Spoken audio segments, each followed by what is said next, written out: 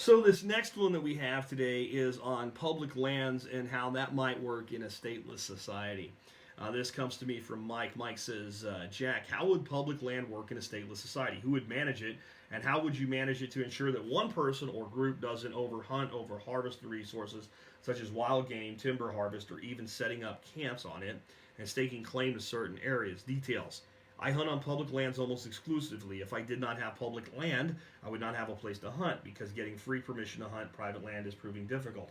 In Wisconsin, our state does a great job of managing our game lands, in my opinion, and for the most part are able to enforce the rules and keep bad apples from taking unfair advantage of the resources available. I want to embrace the libertarian anarchist philosophies in all aspects of my life, but I'm finding it difficult to decide where I stand on the issue.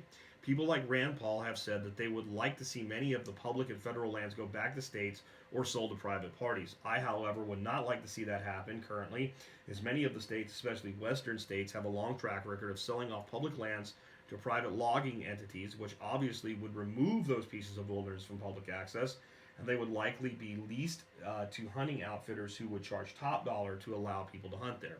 Thanks, Jack, for all you do. I started listening on the show at the beginning of the year. It's changed my life for the better. Mike in Wisconsin. Okay, so let's start out with a couple things here. Number one, embracing anarchist or minarchist libertarian philosophy is not a statement that we would just be able to figure out how to do everything perfectly. And everything would be wonderful and special. Only statism promises to make everything perfect. Anarchy says there's always going to be problems, but there's better ways to work through those problems than to have the ability to use a gun and the threat of violence with the gun to force people to give up their property, their material, and their rights. So that one group of people can say, you can't do that, or you must do that, or you have to do it this way, and then use that threat and coercion to make the other side engage. So none of the how-tos should have anything to do with whether or not you embrace the philosophy of anarchy or voluntarism, or even minarchist libertarianism. If you just can't figure out yet, how would we do it without a minimal state, and you want to cling on to minarchism, I don't bash libertarians. I don't bash minarchists. I think that eventually you'll understand and come all the way, but I understand where you are because I used to be there. And I respect the hell out of you because you sure make a hell of a lot more sense than everybody else. I'm just saying.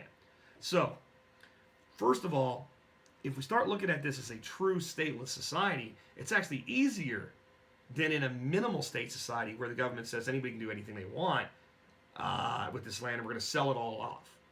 If you have an anarchy where people have more of a tribalistic view, that there's certain land that should be set aside and protected, and we have to manage this, and we come together with like basically a modern equivalent of tribal councils to figure this stuff out without anybody being forced to participate.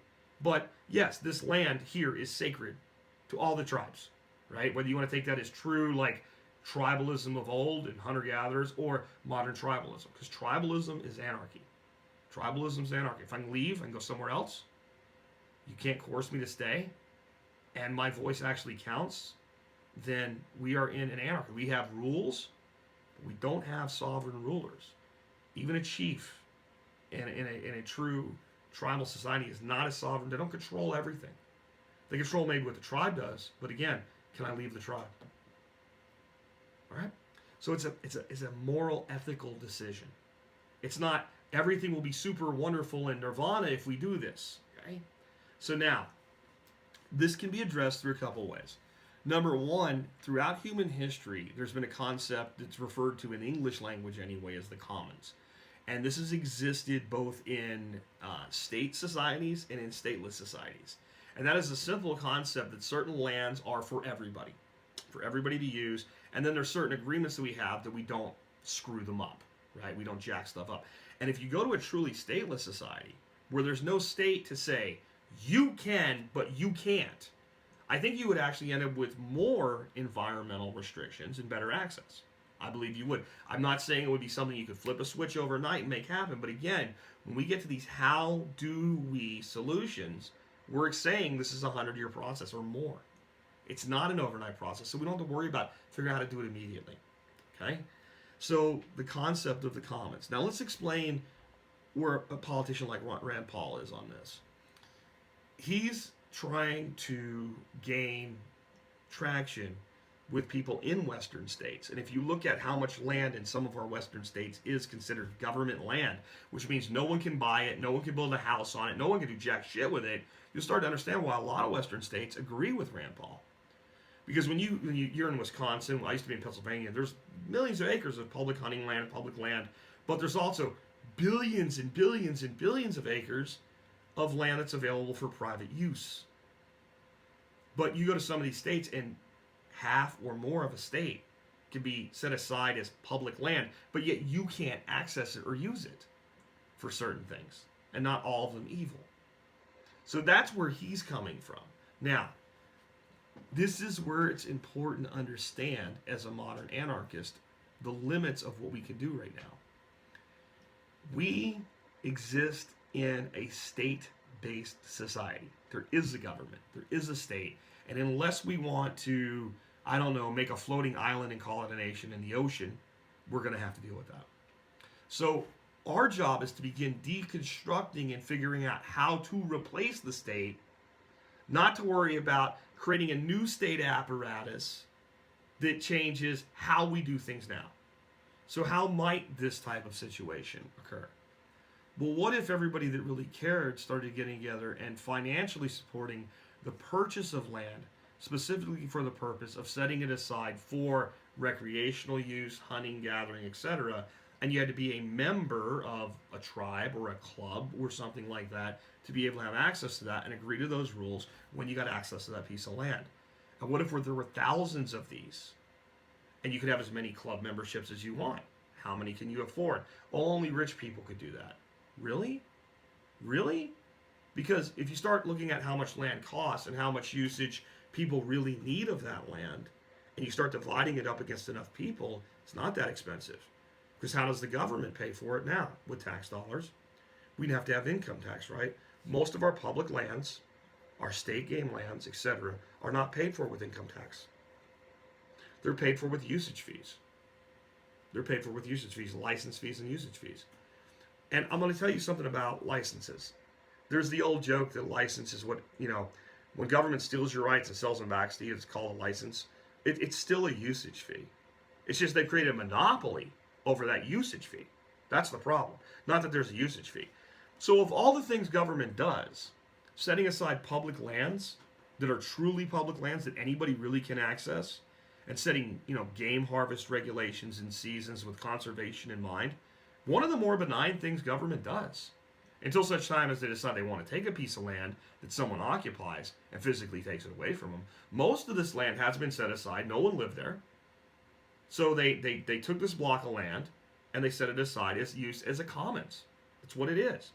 So this is actually one of the things government's doing that we don't want to destroy. We just want to change how it's done. This is a good thing. It's good. I wish there was more of it. And I think if we enabled people to create these types of areas, we would have more.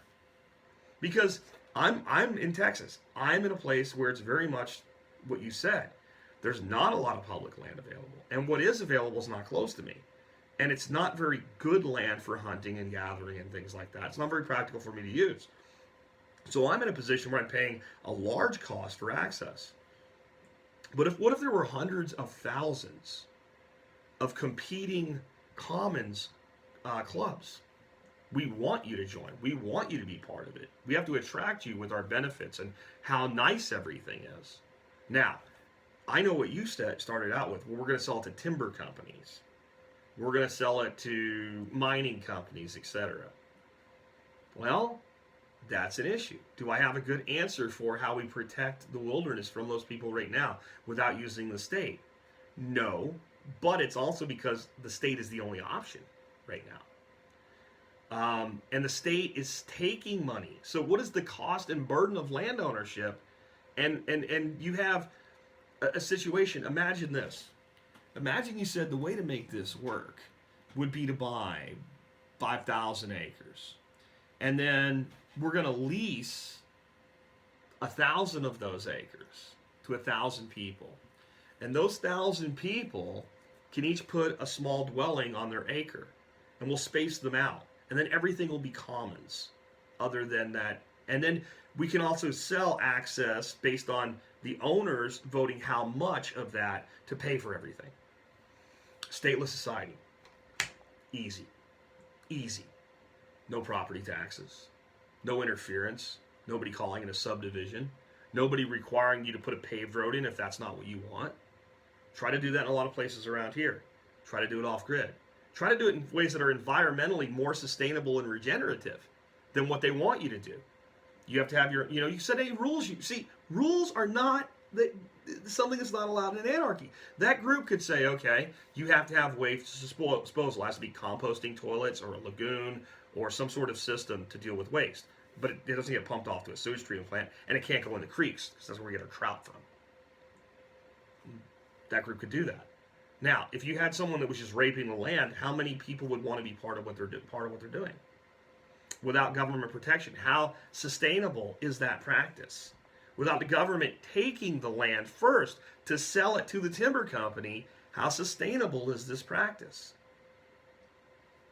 I don't think it's very sustainable. I don't think it's very good business. So I think that we can find better ways, and that's often the case with anarchy as a solution. It's not that we already know what to do. There's ways we can begin that process of deconstructing government.